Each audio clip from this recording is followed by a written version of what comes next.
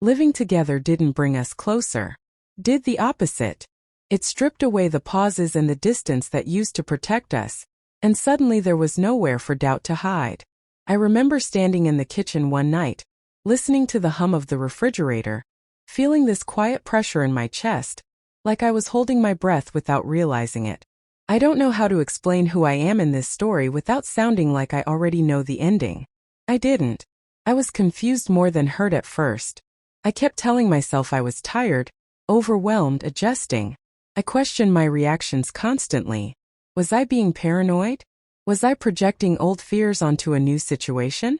I felt unsure of my own judgment, like my emotions were slightly out of sync with reality, always a step behind. We met through work connections. Nothing dramatic. Just overlapping circles, familiar names, a few conversations that slowly turned into something more. We dated long distance for a while, which sounds harder than it felt. In some ways it made everything easier.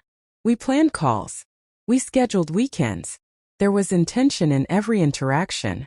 I remember one night in particular, sitting on my bed with the lights off, phone pressed to my ear, laughing quietly so I wouldn't wake anyone else. It felt deliberate, like we were choosing each other every time. That distance created trust, or at least something that felt like it. We talked for hours about the future, about what kind of lives we wanted, about moving in together one day like it was a shared goal we were slowly earning.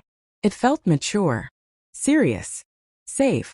There was comfort in knowing when the next call would come, in knowing we'd make time no matter how busy things got. I trusted the consistency. When we finally closed the gap, it felt like a natural next step. We found an apartment together, signed a lease, bought mismatched furniture we both pretended to like. The first few weeks felt like settling into a rhythm. Groceries, shared meals, quiet evenings on the couch. Ordinary things that were supposed to make us feel closer. The first crack was small enough to ignore. He became guarded about his phone. Not secretive in an obvious way, just careful. Turning it face down. Taking it with him when he left the room. I noticed it and then I immediately explained it away. Everyone deserves privacy, I told myself. We were adjusting. Living together meant new boundaries. But then I started noticing habits he'd never mentioned. Small routines. Certain times he always seemed distracted. Ways he'd phrase things that didn't quite line up with the stories I already knew. Nothing I could point to and say this is wrong. Just details that didn't fit cleanly. Our conversations began to feel rehearsed. Like he was choosing his words a little too carefully, even when we were talking about nothing important. I'd ask how his day was, and the answer would be smooth but shallow, familiar but incomplete. I caught myself filling in the gaps for him, nodding along, pretending I understood. There were small lies, not dramatic ones, the kind that only matter when you put them next to older versions of the same story. Dates that shifted, explanations that changed slightly. I'd remember something he'd told me months earlier and wonder if I'd misheard it then. I started doubting my memory instead of his honesty. Somewhere along the way, I stopped trusting my instincts. I told myself I was overanalyzing, that moving in together comes with stress, with friction, with learning curves. I postponed conversations I knew I should have. I'd rehearse what I wanted to say in my head, and then decide it wasn't the right moment. I didn't want to create problems where there might not be any. There were everyday moments that should have brought us closer, but didn't. Cooking dinner together in silence. Sitting next to each other on the couch, both scrolling, the space between us feeling wider than it ever had when we lived in different cities. Even shared routines started to feel tense. The apartment didn't feel like a place to rest. It felt like a place where I was constantly alert. I kept quiet more than I want to admit. I swallowed questions. I laughed things off. I told myself that love sometimes means patience, that not everything needs to be confronted immediately. I defended the situation even as it made me feel smaller. I wanted to believe we were just in a phase. The turning point wasn't explosive. There was no single discovery, no dramatic confrontation. It was quieter than that. I realized one morning watching him get ready that I knew his routine perfectly. What time he woke up, how he made his coffee, which days he left early.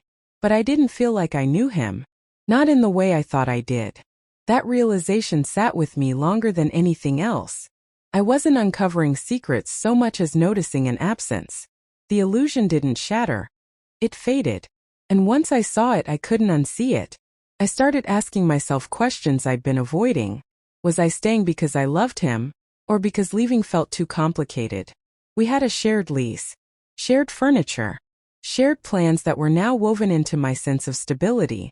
The idea of starting over felt exhausting. I worried about being unfair, about accusing him of things I couldn't fully articulate.